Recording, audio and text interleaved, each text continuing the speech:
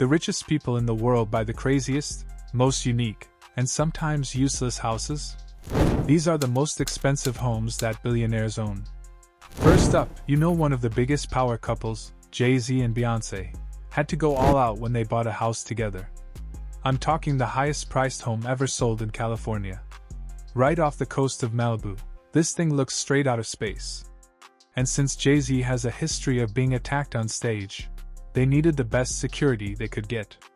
And that's why they got bulletproof windows everywhere just to protect him. If you're a creep with a drone, you could see their 4 outdoor swimming pools, though I'm not sure why they need all that when they have their own private beach.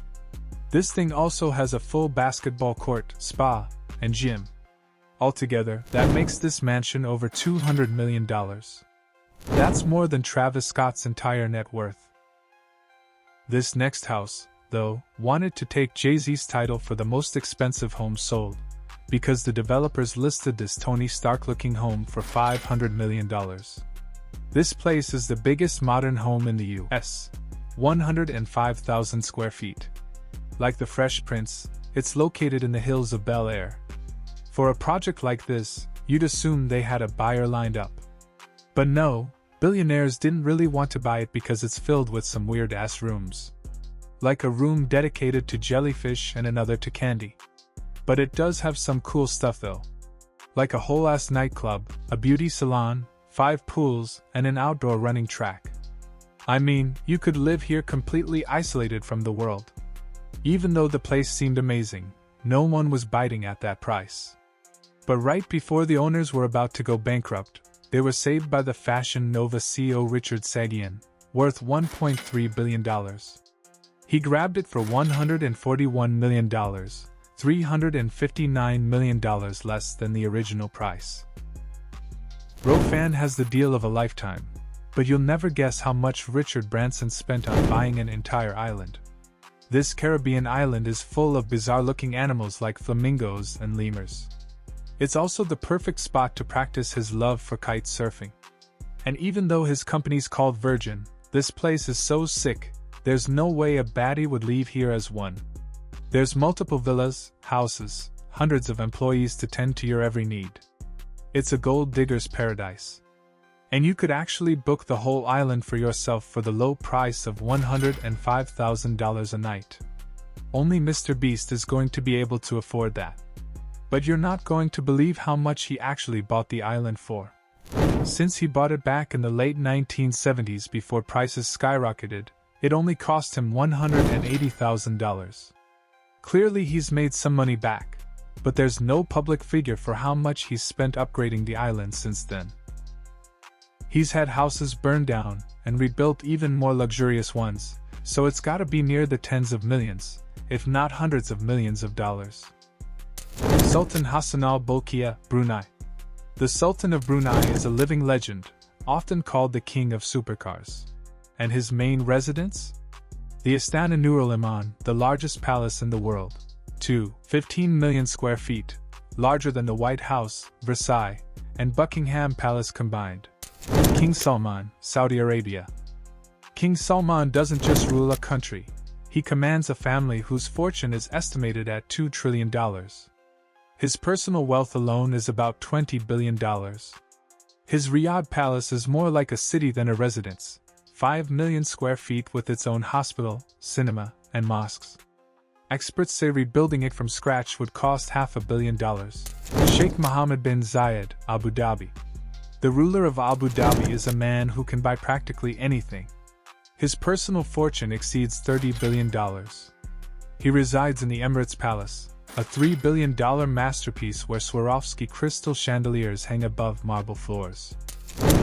Dwayne "The Rock" Johnson, and then there's his real estate game. His $27.8 million Beverly Hills mansion is the definition of luxury: 7 bedrooms, 12 bathrooms, a tennis court, gym, full-size theater, wine cellar, and even a separate house for guests. It's like a resort, except the only guest who matters is The Rock. He also owns a 46-acre ranch in Virginia with a horse stable for his daughters. Because when your dad is The Rock, your pony lives better than most people. France Villa Leopolda, French Riviera, $750 million. Once built for King Leopold II of Belgium, this 50-acre seaside estate has hosted royals, survived World War II as a hospital, and been at the center of failed deals, like the Russian billionaire who dropped a $50 million deposit, then walked away. That's the kind of money you lose when your yacht needs refueling. With 11 bedrooms, 14 bathrooms, a private beach, a greenhouse, and 50 gardeners to keep the grounds in shape, Villa Leopolda isn't just a house. It's a living, breathing empire of wealth. Herb Villa Les Cedres, French Riviera, $200 million. What do you get when you mix royalty, botany, and real estate? Villa Les Cedres. This mansion, once owned by the King of Belgium, boasts a 3,000-book plant library and a 35-acre botanical garden with over 15,000 tropical species. Let that sink in. While we're out here trying to keep a succulent alive, these folks are running their own rainforest. It even has an Olympic-sized pool carved into the rocks beside the Mediterranean Sea. And when it sold for $200 million, people called it a bargain. George Lucas' house wasn't as concerned with luxury, because it's a film nerd's paradise. The Skywalker Ranch is one of the most beautiful places any billionaire owns. It's got vineyards, mountain ranges, and rolling hills that make you feel like you're in the Victorian era. There's movie references all around the ranch, like a statue of Yoda, Charlie Chaplin's hat and cane, and a nude drawing of John Lennon.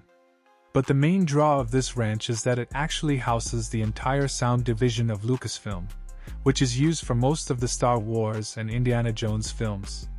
George found that he couldn't get the right sound out of a rented studio, so he decided to create his own. They can mix, design, and do any post-production at the Skywalker Ranch. And when the films are finished, they've got a huge movie theater with 3-story tall LED screens to premiere them. They've also got a huge research library and tons of books and materials for sound designers to use. Since Skywalker Ranch actually is a ranch, they produce their own wine, olive oil, and even Wagyu beef. And if you happen to get a little too wine drunk and cause a fire, they actually have their own fire department ready to respond to any emergencies. I guess that's the cost of being so secluded.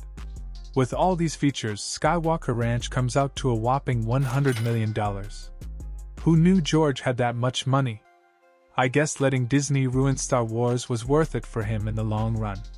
George Lucas isn't quite royalty though, like the British monarchy. Buckingham Palace, UK, $4 billion. Across the world in London stands Buckingham Palace. Its estimated value, between $1 and $4 billion. But its true worth cannot be measured. Originally built in 1703 as Buckingham House, it became a royal residence when King George III bought it for Queen Charlotte. Their 14 children were raised here. But it was George IV who turned it into a palace fit to rival Versailles, commissioning architect John Nash. Costs spiraled out of control, nearly bankrupting the treasury. The palace truly came into its own in 1837, when Queen Victoria made it the official royal residence. Since then, it has been the stage for nearly every royal milestone. The throne room hosted coronations. The picture gallery holds masterpieces by Rembrandt, Rubens, and Van Dyck, part of a collection worth over $12 billion. During World War II, Buckingham Palace was bombed 9 times. And yet King George VI and Queen Elizabeth, later known as the Queen Mother, refused to leave. They stayed in London, sharing the risks with their people. The image of the royal family standing among bombed rubble became a symbol of national defiance. Perhaps the most famous feature is the balcony overlooking the mall. From V-Day celebrations to royal weddings and jubilees, it is where the royal family appears before the people. A single balcony that has become one of the most iconic symbols of monarchy in the modern world. You know, everyone is always complaining about how much of their taxes go to the royal family. And once you learn how much their main palace is worth, you might get why they need your money. Because just on the inside, there's 775 rooms, a private doctor's office, police station, and over 25,000 bottles of wine in their wine cellar? My God! There's also secret tunnels to a bunker, in case the whole world goes into Mad Max mode. It apparently connects to all the main houses that the royals live in, like this one in the prince's quarters. Their ballroom can hold over 600 guests alone, and almost every American president has been there. For all of this, Buckingham Palace is worth over $5 billion. That pretty much makes every senior member of the royal family a billionaire. The palace is one of the most expensive mansions in the world, but there's other rich dudes all around the world, not just in the West. Like Mukesh Ambani in India. He's worth over $111 billion. So he went all out when he bought a house in the heart of Mumbai. It's a tower called Antilia, and it's got over 27 stories, reaching 568 feet in the air. I mean, look at this thing. And it's even bigger on the inside. There's 6 lower levels with space just for 168 cars, and the top 4 floors are all dedicated to vertical gardens. It's got a 50-seat movie theater, an ice room with artificial snow, and crystal chandeliers everywhere. This house is so big they need 600 staff members to maintain the damn place. It's also designed to be able to withstand a magnitude 8 earthquake, even though it looks straight up like a Jenga tower waiting to fall. All this together makes Ambani's residence worth over $2 billion. Sheikh Mohammed bin Rashid, Dubai. Sheikh Mohammed of Dubai isn't just wealthy, he practically built a city of the future. His net worth is $15 billion, but his true power comes from controlling Dubai itself.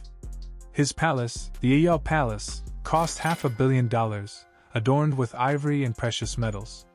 He owns luxury estates across the globe, including a $323 million penthouse in Monaco, one of the world's priciest properties. Villa Les Palmes, Côte d'Azur, France, $350 million. This estate features a guest house larger than most people's mansions and a pool fit for an Olympian. It was once the vacation retreat of Microsoft co-founder Paul Allen, who bought it in the 90s for $100 million.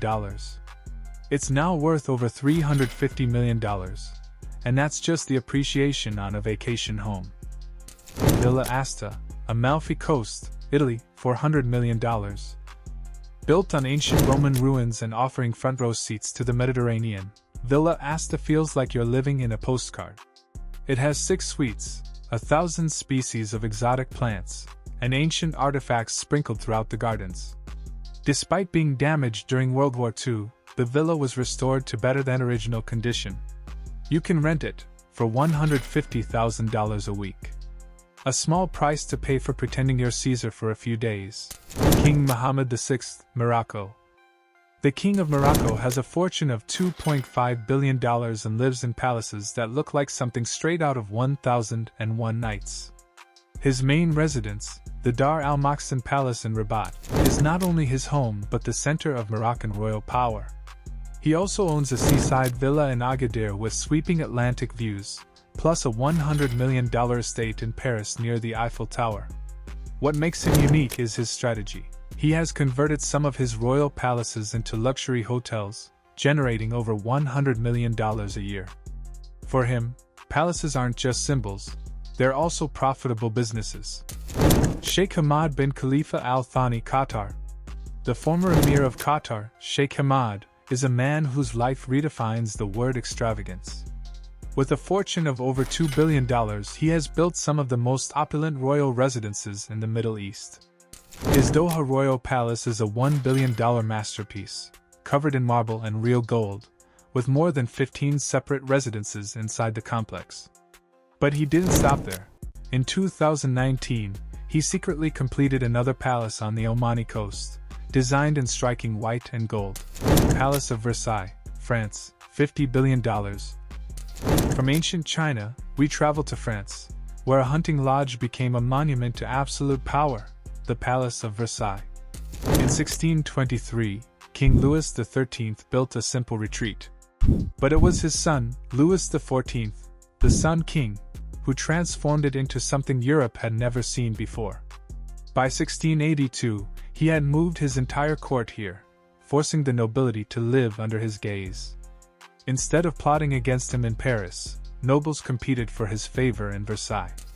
The finished palace spans 63,000 square meters with over 2,000 rooms. But it is the Hall of Mirrors that dazzles most. 73 meters long, with 357 mirrors reflecting sunlight from arched windows. In the 17th century, mirrors were as valuable as warships. Venice held a monopoly on mirror production. To cover an entire gallery in them was an audacious statement. France's wealth could not be matched. Every morning, courtiers gathered to watch the king wake, the lever. Even this private act was theater, reinforcing his divine aura. Outside, 800 hectares of manicured gardens stretched into the horizon. André Le Nôtre's designs were so vast that entire pumping systems had to be engineered just to power the fountains. Versailles was more than luxury. It was a political weapon. To walk through its mirrored halls or stand beneath its golden ceilings was to feel overwhelmed by French magnificence. But the excess had consequences. In 1789, revolutionaries marched on Versailles, ending over a century of royal control. The same palace that once intimidated Europe became the symbol of inequality that toppled a monarchy. Today, 15 million visitors each year walk through its gardens and mirrored halls, dazzled, but also reminded of how power can rise and fall. Bill Gates is a bit secretive about his house, too. So much so that a tour of his house went for $35,000 at a charity auction. And even though it's super futuristic on the inside, it actually looks just like a cabin on the outside, which makes sense in the woods of Washington. Bill calls it Xanadu 2.0, named after Citizen Kane's fictional mansion.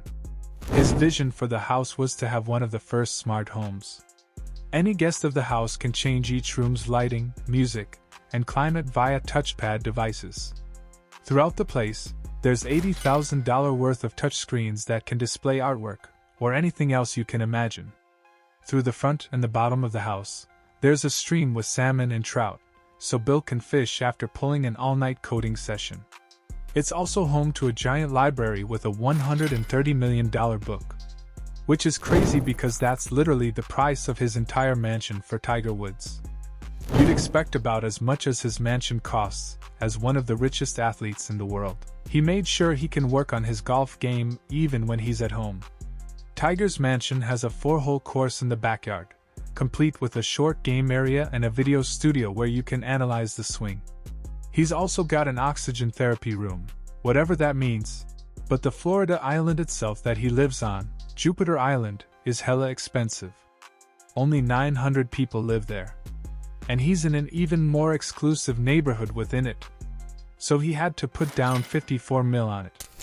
Villa Forenza, Beverly Hills, California, $165 million. Spread over 10 acres in Beverly Hills, Villa Forenza is like if a 5-star resort and a European palace had a baby. The house alone is nearly 29,000 square feet, but the total land is the size of 50 normal residential plots. With 20 bedrooms, 23 bathrooms, a guest house bigger than most homes, and even its own private road, this mansion screams. Privacy meets extravagance. When it sold for $165 million in 2021, people called it a deal. Let that sink in. Palazzo di Amore, Beverly Hills, California, $195 million. This isn't just a mansion, it's a vineyard, a nightclub, and a car dealership rolled into one. With 53,000 square feet of living space, a 15,000 square foot entertainment center, its own wine production facility, bowling alley, and even a private gas station, Palazzo di Amore is a billionaire's playground.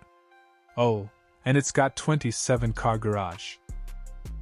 Because when you make your own wine, you might as well drive something to match. Larry Ellison also needs time to escape from the media. So he built a house he felt would be the perfect mix of tranquility and harmony with nature. It sounds corny, but the house actually looks pretty cool. It's inspired by a 16th century Japanese emperor's palace, and it definitely shows through its bathhouse, dope Japanese gardens, and tea house. He dropped $70 million just to feel a little zen, and I didn't think you could feel zen in New York, but Ira Renner definitely tried. Renner wanted to find an area where he doesn't have to hear all that damn traffic, so he ended up paying $248 million for a New York estate in the Hamptons, but estimates say it might be worth $500 million now. This huge mansion has 12 chimneys for some reason. But that's not the only thing that's excessive. Because dude spent $150,000 on his hot tub alone. This is also the only home I've ever heard of that has its own power plant. I guess in case there's some sort of nuclear apocalypse. And apparently he's not the only one concerned with that. Because Mark Zuckerberg's also prepared. He straight up bought a Hawaii doomsday city just in case. For years, he's been buying up over 14 acres of land to build a compound of mansions, tree houses, and tunnels. Under the surface is a 5,000 square foot shelter with a blast-resistant door and a lifetime supply of energy and food. I guess we gotta become friends with Zuck if we want to survive the apocalypse. Even though Taylor Swift is rich enough to fly her private jet from bathroom to bathroom, her house isn't exactly as large as you expect. She does have 7 other mansions to her name, but she paid for her biggest Beverly Hills mansion in cash, which is even more crazy when you learn how much it cost. Previously owned by film producer Samuel Goldwyn, this place has the status of a historical landmark, making it an absolute headache to renovate. Taylor actually wants to restore to its exact glory from 1934, where it held parties for Hollywood's biggest stars. So it's got a whole Great Gatsby theme to it. But it also includes an Italian pool, tennis court, and screening room, costing Swift a slight $25 million. Donald Trump is known for his gold-plated taste. This private New York estate is a massive 230 acres. It's completely surrounded by nature to get away from his busy city life. Trump is known to ride around on horseback around the since we know he ain't walking around given how lavish everything else is. And if he needs to cool off, he could take a dip in any of the 3 swimming pools they got, 2 outdoor and 1 indoor. Obviously, this is way more than he'd ever need. I mean, it's got 60 rooms, 60, but it's still in the middle of which is why it cost him $75 million. His next mansion is in Palm Beach, Florida, so it would cost him a bit more. And since this was his main place during his presidency, this mansion has some insane secret features. Like if there was ever there's a secret underground escape tunnel. And if Kim Jong-un decides to try and nuke him, he'd still be safe. Because there are 3 different bomb shelters around the property. When he's relaxing though, he could be by the oceanside pool or eating at one of the restaurants inside. This mansion cost him $10 million, but he's also got a $13.5 million house in Beverly Hills. This place has your standard Trump requirements, like a pool and a ridiculous number of rooms. But the coolest part about this house is that it's got top-of-the-line Bose speakers everywhere, so he can crank up Lil Pump walking around. Trump also owns some other 10 million houses, like one in the Caribbean and one in Charlottesville. But 10 mil still ain't nothing to it. That's why he needed to go all out for at least one of his properties. And you'd be surprised that his most expensive home isn't even a house. It's a 3-story penthouse is located in New York City at Trump Tower. Obviously, he's got gold touches throughout, crazy chandeliers, and so much art it's like he's even got a library full of expensive books, like a signed edition worth $15,000 of Muhammad Ali's book, GOAT. His penthouse is worth $100 million today, and combining all his other properties, he's got like $155 million just in mansions. Villa Aurora, Rome, Italy, $471 million unsold. This 30,000 square foot villa in the heart of Rome is a time capsule of European art history. Its ceiling features the only mural ever painted by Caravaggio, alone worth $360 million. Owned by the same family for over 400 years, Villa Aurora was listed in 2022 for $471 million, and no one bought it. Even billionaires need to think twice when you add $11 million in renovations on top. But still, it stands, regal, ancient, and filled with history you can't put a price on, well, unless you're asking for nearly $500 million. Whittenhurst, London, UK, $450 million. London's second largest private home after Buckingham Palace, Whittenhurst covers 90,000 square feet and has features most of us couldn't dream up. A 70-foot ballroom? Check. Private cinema? Naturally. Secretive billionaire owner? Of course. With a 3-story basement housing pools, gyms, and entertainment spaces, it's more underground lair than house. It even moonlights as a filming location for TV shows. Some people watch reality TV. Others live in the house it's filmed in. Drake. Hidden inside Toronto's upscale bridal path, Drake's Palace, the embassy, spans 50,000 square feet. The city even granted him permission to build fences twice the normal legal height, and he spent another $1 million planting mature trees for privacy. Past the gates, limestone, handcrafted wood, and marble greet visitors. Inside, Drake added everything he loves: a full NBA regulation basketball court, his own professional recording studio, and a sprawling trophy room to display Grammys, AMAs, and more. A hallway nearby is lined with sports jerseys, reminders of his deep ties to basketball. And then there's the great room. With ceilings soaring 44 feet, it feels more like a cathedral. 2 statement pieces dominate: a custom Bosendorfer piano designed with Takashi Murakami, and a giant Swarovski crystal chandelier, one of the largest in the world. Master Suite and Private Wing. Drake's Master Suite alone covers 3,200 square feet.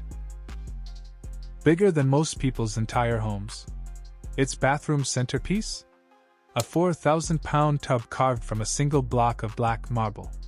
His closet spans 2 stories and features luxury materials like amethyst, crystal, and even diamond accents.